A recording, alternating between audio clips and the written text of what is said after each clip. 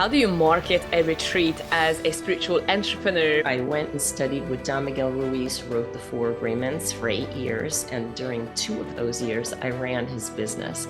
I brought you a real expert today to give you some really hands-on and practical advice about how to successfully market your retreat in a way that is going to bring you aligned abundance and aligned clients, not just anyone to hop onto your retreat, but to really turn that into a transformative experience. This incredible expert is Sheri Rosenthal, who is the founder and the CEO of Wanderlust Entrepreneur, and she also has an amazing travel agency called Journeys of the Spirit. And together with her team, she's actually attended and hosted nearly 1,000 retreats, so she really knows what she's talking about. And at the end of this video, Sheri is also going to give you an amazing resource completely for free, so you can really start planning and learning more about how to market your retreat in a way that is going to bring you aligned abundance. So check it out. Hi, everybody. My name is Sheri Rosenthal, and I am the CEO of Wanderlust Entrepreneur. And it is the joy of my life where we help heart-based entrepreneurs add transformational destination retreats to their businesses so they can travel the world, help more people, and make a great income doing so. And in my former life, I was actually a physician, practiced for 18 years. And then way back in like 1998, I sold my practice and I went on a bit of a spiritual journey. I went and studied with Miguel Ruiz, wrote the 4 Agreements for 8 years. And during 2 of those years, I ran his business. And during that time, I was able to run and manage all of his transformational destination retreats. The first retreat turned my head around 180 degrees, changed my whole life perspective. After training with Miguel Ruiz, I opened my own travel agency. So we also do retreat management, and I ran all of my retreats through my travel agency. So then in 2014, I started Wanderlust Entrepreneur specifically to train retreat leaders. Before that, I had been teaching the 4 Agreements. The people in our community are amazing. They're all people who are transformational leaders that want to change lives. And there's nothing more inspiring than being with people who are changing lives worldwide. One thing that I really wanted to ask you, because you have an incredible experience behind you and you've hosted and helped so many other entrepreneurs as well with their retreats. So what is it that you normally see happening for someone who's organizing a retreat for the very first time? What is the biggest surprise that happens to them that they didn't think about? There are a lot of surprises to me. I can imagine. Yes, exactly. So first of all, most people don't understand how much marketing is involved in filling a retreat. So there are a lot of pieces to that. Okay. So that is really, really important. They also realize they don't know how to price out a retreat, and they end up losing money or not making any money at all. And that is always heartbreaking for our transformational leaders because they're giving so much, and then it's upsetting when you make nothing in return. So that is an extremely critical issue, and most of them have no idea about travel law. And so they do things and they're actually doing them illegally. Oh, yes.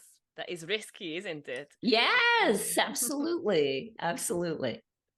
You mentioned something about being compensated and people not making enough money when they are actually organizing the retreats. And I'm fully with you on that. When someone is pouring their heart, their wisdom, their knowledge, and their energy into something so meaningful, yet they are not even breaking even, or they're just making a little bit of money.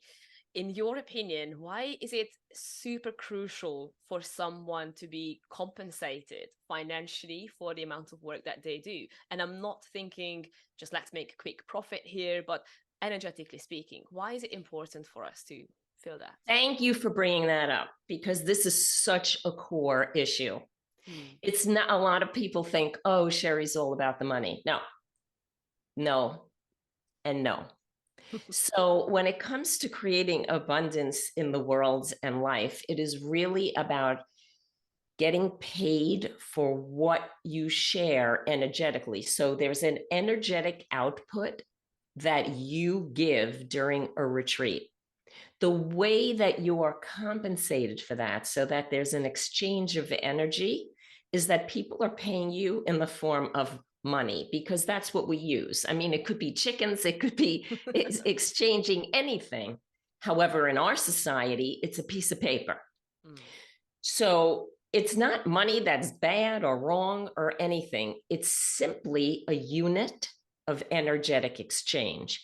So if you're giving from your heart and soul for a week on a retreat, this is the way that they honor you back.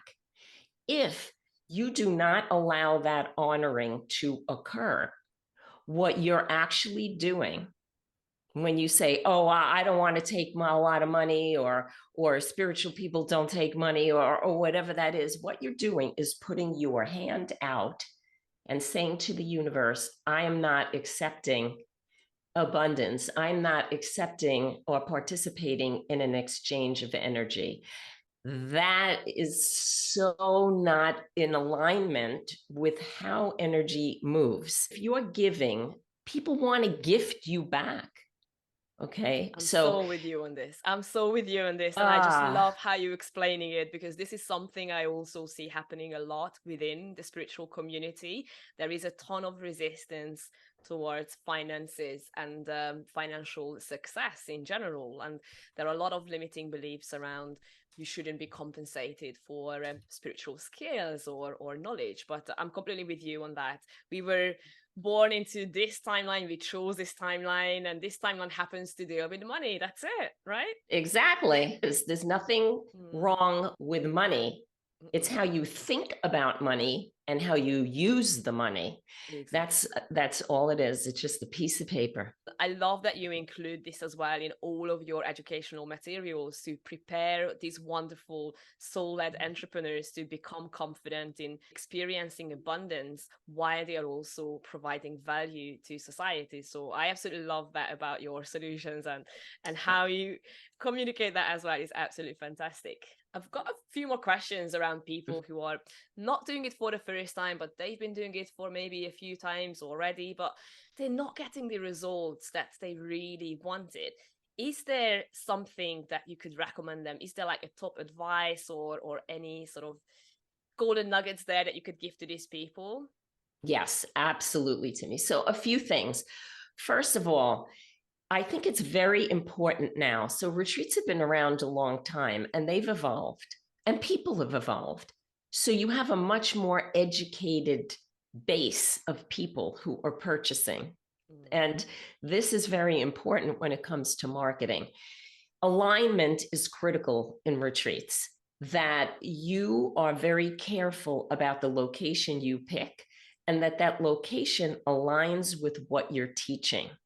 That makes the retreat so much more powerful. So, for example, I like to use the example, if you're doing a writing retreat, you could do it on a wonderful beach in a beautiful location or in the woods somewhere, but you could also do it in a place like Edinburgh, which is known for its literary, vibe, which would be really fun. And there would be places to go and things to do that would really add to the retreat itself. So it didn't feel like a workshop that then had some tours or free time to just lay on the beach, which is, I mean, okay. But like if I'm writing a book and my legacy book, and that's what the retreat is about, I also want to walk in the footsteps of other famous authors and get that energy. So there should be alignment. Alignment is critical. It makes it easier to sell out a retreat. It makes it more exciting to people because they don't want to just sit around. They want an experience. And that is the key. So the next step in that too, if they're not getting the results they want, maybe they're not filling their retreats in the way they used to, probably because they have a sad retreat sales page. When you put a retreat together, normally on our website, we take a dedicated page to tell about our retreat, and that's where people sign up. So a sales page is simply a page where you're sharing all of the delicious information about your trip. And hopefully it's very scintillating, and it's such that by the end of the page, people want to sign up. And it has different elements to it, a sales page, just to be short about it, an intro that explains who this trip is for, a part that is interactive. So you're putting people into the retreat itself with your words, sections that talk about why they should be there, like why are they coming? Who is this trip for? Benefits, talking about the retreat venue, talking about the food, talking about the activities, talking about the value they're going to get, and all of that. And of course, a cancellation policy and all the important legal issues. So that's a sales page. But in the old days, you'd put up a retreat, it hardly said anything, and people were excited to go. But now there's so many retreats out there that people are actually seeing. And so you need to make sure that on your page, you are magnetizing the people that you want, those special people, your absolute ideal client, to your trip. So that's a problem for a lot of retreat leaders who have been doing this a long time. They're not changing with the times. So they may not have that alignment that is really important right now, that is making the retreat like 10 times more experiential. They don't have a good website page that really builds value for what they're sharing and doing on their retreat. So those two items are two critical issues that will affect people who have been doing retreats for a long time. What would you say if someone who doesn't have the marketing skills, someone who doesn't know how to write copy or how to create these pages, is there a way for them to easily get this done? Are there any solutions that you can offer them, or is there anything that they can get started with? In our courses, Timmy, we take people through a process where they really go deep into their ideal client, and deeper than they probably ever thought they would, about what is really challenging that person and what are the things that you as the retreat leader want to help with on your trip. So it's understanding your ideal client, what are their issues and what are the issues you want to help with on the retreat, and then how are you solving those on the retreat. So there's that process we go through, so we actually have text to put on a sales page. Excellent. And so we take them through that process, and so by the time they're done, even if they're not a good writer, they keep submitting their homework with their information, and we keep helping them by revising what they've done until they have really great text. It's a tool they can use not just for retreats, but in their business, for anything they're promoting. They can do the same exercise for a program, a product, a live event, or a workshop. It's all the same thing. I was just going to say that. So basically they're learning one thing and they can reapply that into multiple different areas. And I am all about being efficient and minimizing the time that, you know, soul and spiritual entrepreneurs spend on their businesses, because usually they don't enjoy running businesses and managing a business. So the easier they can do it, the better it is for them, because they are out there to, you know, to transform, to heal, to educate, and not there to get lost with the boring bits and all the, you know, the, maybe for someone it's not exciting to write the copy. I personally love it, and a lot of people actually enjoy that. But if they know how to do it, it becomes a lot easier, and it's really going to help with their marketing in general, because it's not just the sales page, is it, where they have to talk about the retreat. There are so many other platforms and ways that they need to be presenting themselves and what the retreat is about. I did kind of mention the boring parts of being an entrepreneur, you know, and running your business. And hands up, I have my own boring bits as well that I don't like doing. I think we all do. When it comes to the retreats, what would you say is usually something that is super boring for most people, but really, really important. So it gets overlooked. Is there anything like that? The marketing. Yeah. The marketing. They think that just simply by the law of attraction, people are going to sign up for their retreat. They don't like marketing, and they don't do it. Mm, So even if they create a beautiful sales page, they don't put it out there. yeah. And there's many different fears behind that: fear of putting yourself out there, of being judged, of being looked at, and people are very uncomfortable when they get negative feedback. And it happens. I mean, I have a huge community, a Facebook group, and you can't help but have some negative feedback. You just don't take it personally. Exactly. Which is the One four of the agreements, right? Yes, one of the four agreements. And you understand that it's your sacred duty to market.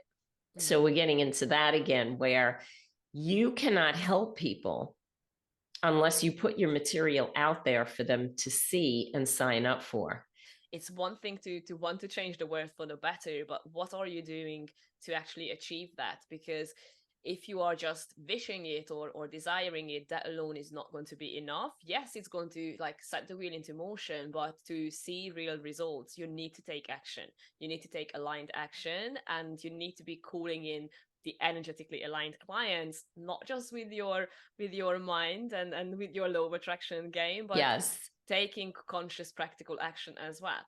correct. Speaking about the aligned clients, you mentioned this briefly a little bit earlier that when people are writing the sales page, that's how they can really deeply resonate with their ideal clients. But why is it even important for someone to know who their ideal clients are from an energetic perspective? What happens if I end up just taking anyone with me on a retreat versus if I call in the right people, the right tribe to come with me? Well, that's one of the issues with marketing also. And so that's why a lot of people, rather than marketing, they just list their retreats on retreat listing sites, and you get anybody. And that's a problem, because think about it. Would you travel with somebody you don't know, you don't understand their philosophy, you have no idea really what they share or teach or how they share and teach it? I wouldn't spend thousands of dollars without knowing the person. So those retreats listing sites, sometimes you could get someone nice from it, but for the most part, you really need to promote your retreat to people who know, like, and trust you, and they align with you. It creates like an energetic synergy on the retreat that's beautiful. And that's where magic happens, because even if you have a layout for your retreat, oftentimes that falls apart and something even better happens that we can be open to. But calling in your perfect client is important because it allows you to share exactly what you are meant to share. And people are ready to receive what you have to share. If you get random people, they don't align with your material. They become what I call problem children, where during the retreat, they stir up trouble. They're always fighting you and challenging you. It creates a negative energy. It's not about a demographic, like to say, oh, I want women who are 40 years old that are single and who are looking for a husband, because I teach how to find your best mate. It's about psychographics, finding people that have the pain points, issues, and life perspective that align with you and what you want to teach. That's a totally different thing.